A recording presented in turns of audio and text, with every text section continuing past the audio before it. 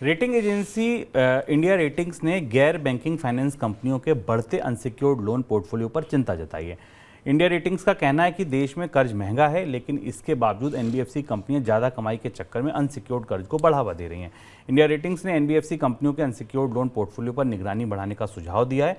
उधर CIBIL company TransUnion CIBIL ने भी बैंकों और एनबीएफसी कंपनियों के अनसिक्योर्ड लोन पोर्टफोलियो में हुई बढ़ोतरी को लेकर सवाल उठाए हैं। सर, क्या कह रहे हैं ताजा आंकड़े अनसिक्योर्ड लोन के? शुभम, हमें याद है मनी सेंट्रल में हमने एक एनबीएफसी कंपनी के प्रमुख बजाज की तरफ से इस बात का जिक्र किया था, जिसमें बजाज के प्रमुख ने माना था कि अनसिक्योर्ड लोन तेजी से बढ़ रहे हैं। अब इंडिया रेटिंग्स की रिपोर्ट आई है जिसमें 12 बड़ी NBFC, non banking finance company, ये जो शेडो बैंक्स हैं भारत के, जो शेडो बैंकिंग कंपनियां हैं, उन 12 कंपनियों के आधार पर आई ये रिपोर्ट है। ये बताती है कि इनका जो अनसिक्योर्ड लोन का रेशियो है इनके टोटल लोन्स में, वो 30% से ज़्यादा निकल चुका है, 30% के आसपास हो गया है, और जो कि पिछले साल 26% था। जो एसेट अंडर मैनेजमेंट हैं अनसिक्योर्ड लोन में, वो 51% बढ़ी हैं। यानी आज सबसे ज़्यादा बढ़ोतरी इन एनबीएफसीज़ की उन लोन्स में हो रही है जिनके पीछे कोई सुरक्षा या सिक्योरिटी या मॉर्गेज नहीं है। ये लोन पर्सनल लोन है, ये लोन क्रेडिट कार्ड के अगेंस्ट दिए जाने वाले लोन है। इसीलिए आपको क्रेडिट कार्ड की बिक्री में या क्रेडिट कार्ड के आधार पर खरीद में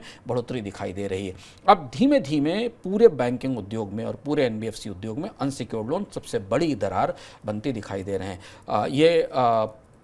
ये बात इंडिया रेटिंग ने अपनी इस रिपोर्ट में भी कही है कि रिजर्व बैंक को और अन्य रेगुलेटर्स को इस बात पर ध्यान रखना होगा कि ये पोर्टफोलियो का सबसे खतरनाक हिस्सा है।